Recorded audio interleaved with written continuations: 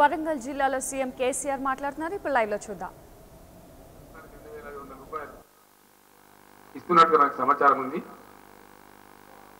దాన్ని 2500 నుంచి మార్చి తర్వాత వచ్చే ఆర్థిక సంవత్సరంలో 6000 రూపాయలుగా పెంచుకున్నామని చెప్పి నేను మనవి చేస్తా ఉన్నా. ఇవన్నీ మీ ముందు పలికేవాడు కేసీఆర్ అయినా పలికించేవాడు మా రమణాచారి గారు. వారు ఆధ్యాత్మిక పరమైనటువంటి అంశాలలో నాకు అండదండగా ఉంటూ ప్రభుత్వంలో భాగస్వామిగా ఉంటూ వారు గైడెన్స్ ఇస్తూ ఉంటారు. మంచి పని చేయడానికి గైడెన్స్ ఇస్తారు కాబట్టి ఇబ్బంది ఏమి లేదు. ఇంకా కొన్ని కోరికలు కూడా మనకున్నాయి. బేసిక్గా ఒక విషయాన్ని నేను బలంగా నమ్మే వ్యక్తులలో ఒకరిని. ఈ ఆలయాల మీద ప్రభుత్వం అనవసరమైన పెత్తనం తీసుకున్నదని నా భావన.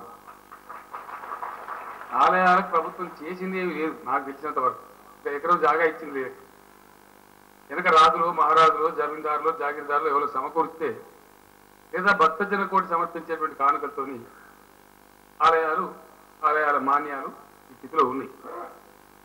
ప్రభుత్వం చేసింది ఏం లేకపోగా దాని మీద ఎంకరేజ్ చేసి అడ్డగోలుగా అతకు అలుదానం చేసినట్టుగా కొన్ని మాన్యాలు పంచిపెట్టారు, కొన్ని ఇష్టం వచ్చిన పద్ధతులు చేసినారు. ప్రజా అవసరాలు ఉంటే వాడుకోవచ్చు, కానీ ప్రత్యామ్నాయంగా దానికి సంబంధించిన నిధులన్నా కార్మిక పరిషత్కు మరో పరిషత్కు మరి ఎండోమెంట్ డిపార్ట్మెంట్కు డిపాజిట్ చేయాలి.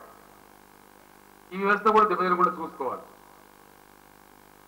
మెటీరియల్ వెల్త్ ఎంత వచ్చినా స్పిరిచువల్ వెల్త్ లేకపోతే ఆ సమాజం పట్టిపోయిన సమాజంగా ఉంటుంది. ద సెర్చ్ ఆఫ్ వెల్త్ పాశ్చాత్య దేశాలు చాలా ధనం సంపాదించాలని చెప్పి వాళ్ళ క్యారెక్టర్ను కోల్పోయినారు. మళ్ళీ ఇప్పుడు రివర్స్ అయ్యి వాళ్ళ క్యారెక్టర్ను వెతుక్కోవడం నానా తంటాలు పడతాం.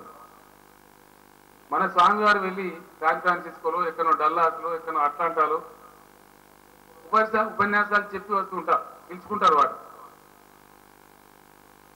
ఆధ్యాత్మిక పరంగా సుసంపన్నంగా ఉన్న ఈ దేశంలో ఈ ఆధ్యాత్మికతను, ఈ ధార్మిక భావనను పరిరక్షించుకోవడం కూడా సమాజంలో శాంతికి దోహదం చేస్తుంది.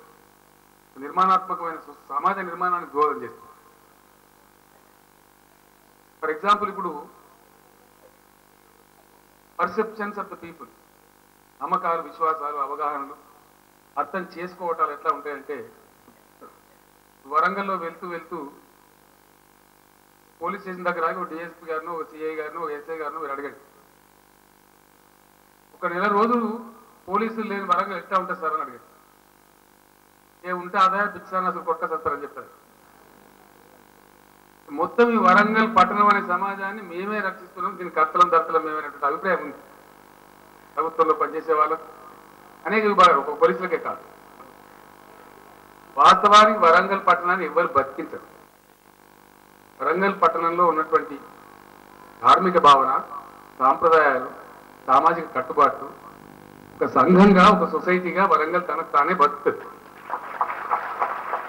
ఆ సంఘంలో ఎక్కడన్నా ఆ సంఘ జీవన క్రమంలో జరిగేటువంటి చిన్న చిన్న అపశృతులు ఏమైనా దొరికితే వాటిని సరిచేసేటువంటి చిన్న మెకానిక్ ఈ పోలీసు, ఈ